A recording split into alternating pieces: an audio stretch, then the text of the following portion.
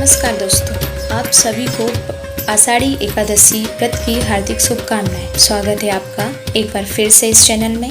आज हम आपको देवशयनी एकादशी आषाढ़ी एकादशी का महत्व बताएंगे और यह क्यों मनाई जाती है इस बारे में भी जानेंगे। पंढरपुर यात्रा विठोबा पूजन क्यों की जाती है इस बारे में आपको बताएंगे। दोस्तों, आपसे निवेदन है कि वीडियो के अंत तक आपको बने रहना है, तभी आपको संपूर्ण जानकारी प्राप्त होगी।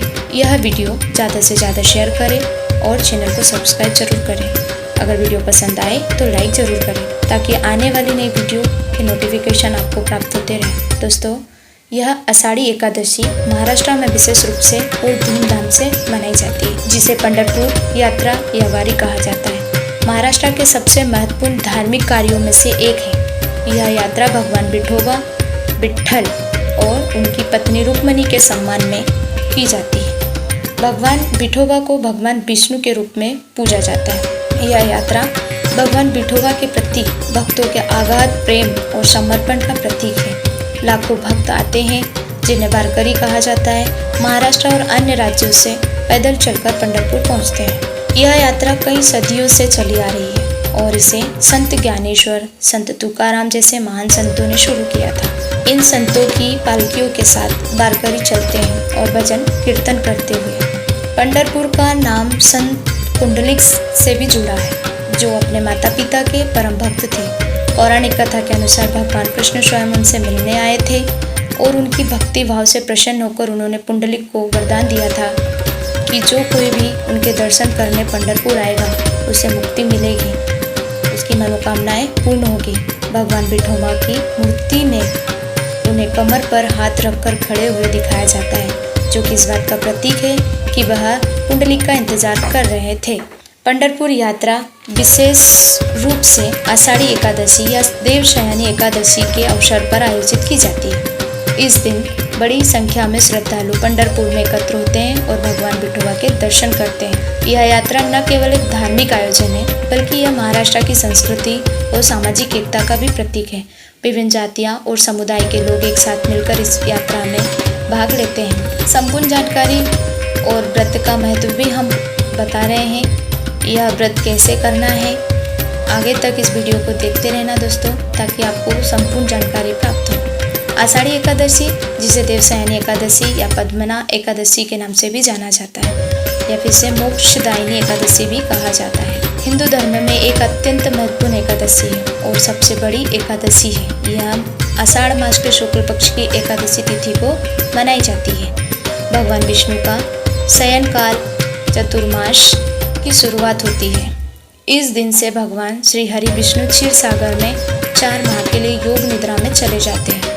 इन दिनों चतुर्मास के दिनों में कुछ भी शुभ काम नहीं किया जाता। इन दिनों में विवाह, शादी, मुंडन, जनेऊ, संस्कार जैसे शुभ और मांगलिक कार्य नहीं किए जाते। मान्यता है कि जब भगवान विष्णु योग निद्रा में होते हैं तो इन 4 महीनों का कार्यभार भगवान शिव करते हैं।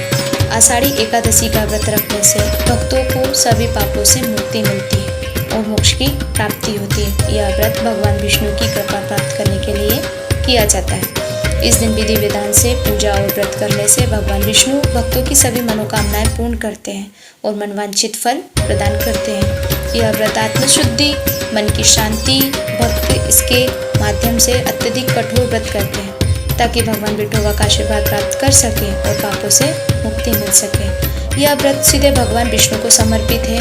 व्रत रखकर उनकी भक्ति और श्रद्धा व्यक्त की जाती है, जिससे वे प्रसन्न होते हैं और आशीर्वाद प्रदान करते हैं। एकादशी का व्रत पापों को नष्ट करता है और पुण्य प्राप्त होते हैं। इस व्रत से मन की शांति मिलती है, एकाग्रता बढ़ती है। इस दिन से भगवान योग निद्रा में चले जाते हैं, इसलिए उनका विश्राम के सम्मान में भी यह व्रत रखा जाता है। इसके लिए एकादशी व्रत करने के लिए एक दिन पहले दशमी तिथि को सात्विक भोजन करना चाहिए। प्याज, लहसुन, मांस, शराब आदि का सेवन नहीं करना चाहिए। सुबह जल्दी उठकर स्नान करें, स्वच्छ वस्त्र पहने, व्रत का संकल्प लें, भगवान विष्णु यानी विठोबा की मूर्ति चित्र को समर्पित करें। पीले वस्त्र, चंदन, पुष्प, तुलसी दल, फल, मिठाई, पंचामृत अर्पित करें। भगवान विष्णु के मंत्रों का जाप करें। ओम नमो भगवते वासुदेवाय या फिर विष्णु सहस्त्र नाम का पाठ करें। एकादशी व्रत कथा पढ़े या सुने, निर्जला व्रत रखे, चावल का सेवन ना करें, रात में जागरण करें, भजन कीर्तन करें। द्वादशी के दिन सूर्योदय के बाद द्वादशी तिथि को व्रत को छोड़ सकते हैं। ब्राह्मणों को भोजन कराएं और दान दक्षिणा दें। रात में जागरण करें, भजन कीर्तन करें। द्वादशी के दिन सूर्योदय के बाद द्वादशी तिथि में व्रत का पालन करें। ब्राह्मणों को भोजन कराएं और दान दक्षिणा दें, फिर स्वयं भोजन करें। यह व्रत अत्यंत फलदायी माना जाता है। इसे श्रद्धापूर्वक भक्ति भाव से करने से व्यक्ति को सभी सुखों का भोग प्राप्त होता है। सुख समृद्धि प्रदान होती है, सुख और शांति में जीवन जीता है, परम सुख प्राप्त होता है, पापों से मुक्ति मिलती है। अगर दोस्तों आपको यह वीडियो अच्छा लगा है तो लाइक ज़रूर करें एंड चैनल को सब्सक्राइब जरूर करें।